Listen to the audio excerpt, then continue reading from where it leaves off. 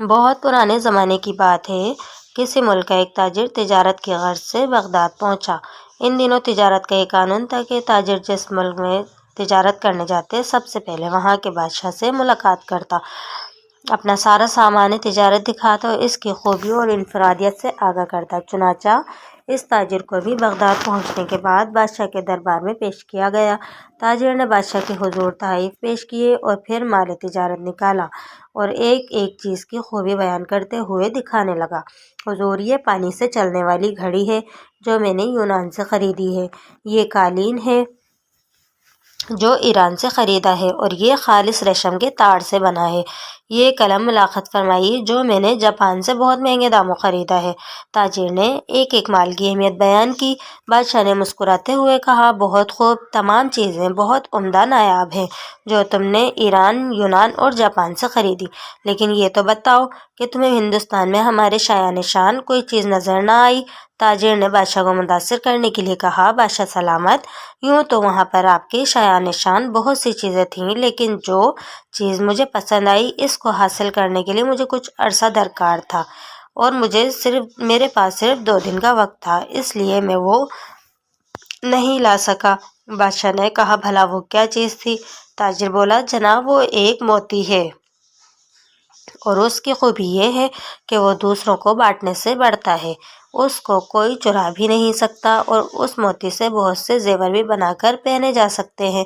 بادشاہ تاجر کی اس بات سے بہت متاثر ہوا اور کہنے لگا، میں اسے ضرور حاصل کرنا چاہتا ہوں۔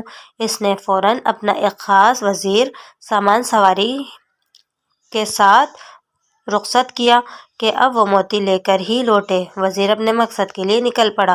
جنگلوں، سمندروں، پہاڑوں، صحراؤں، یہاں تک کہ وادی وادی گھوما۔ ہر شخص سے نادر اور نایاب موتی کے بارے میں پوچھا، مگر سب نے یہی کہا، ایسا کوئی موتی نہیں جو چوری نہ ہو سکے اور اس سے بہت سے زیور بھی بنائے جائیں۔ لوگ اس کی بات سن کر ہنستے اور کہتے، مسافر پاگل ہو گیا ہے۔ یوں مہینوں بیت گئے، نا امیدی کے سائے گہرے ہونے لگے، مگر بادشاہ کے سامنے ناکام لوٹنے کا خوف اس کو چین نہیں لینے دے رہا تھا۔ وزیر نے ہر ممکن کوشش کی کہ اسے ایسا کوئی موتی مل جائے، لیکن نہ ملا۔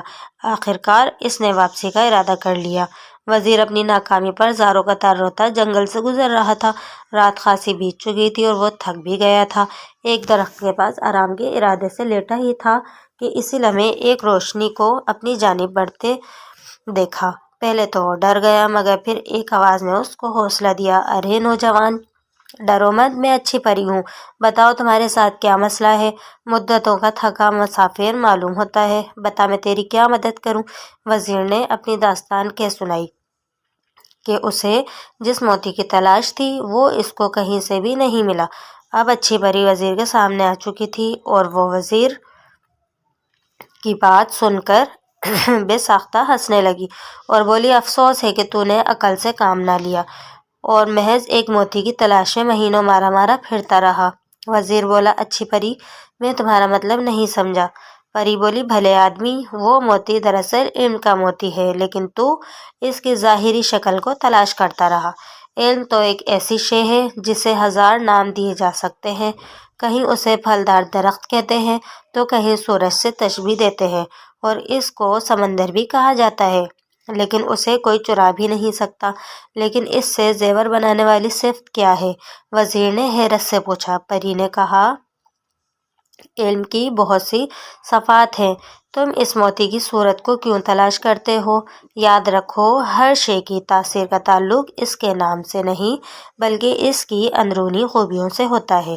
اسی طرح علم بھی ایک نایاب موتی ہے، جسے یہ حاصل ہو جائے وہ اس سے ایسے سج جاتا ہے جیسے انسان زیور پہن کے سجتا ہے اور اسے کوئی چرا بھی نہیں سکتا، بلکہ یہ تو بانٹنے سے بڑھتا ہے، گھٹتا نہیں ہے۔ وزیر بڑے غور سے پری کی بات سن رہا تھا اور بالآخر قائل ہو گیا کہ واقعی علم ایک ایسا موتی ہے کہ جس کے پاس ہو وہ دراصل دنیا کے سب سے قیمتی زیور کا مالک بن جاتا ہے۔ وزیر نے پری کا شکریہ ادا کیا، جس کے بعد وہ اچھی پری وہاں سے غائب ہو گئی۔ اب وزیر بہت خوش تھا اور اپنی کامیابی کے گیت گاتا اپنے ملک کو روانہ ہوا۔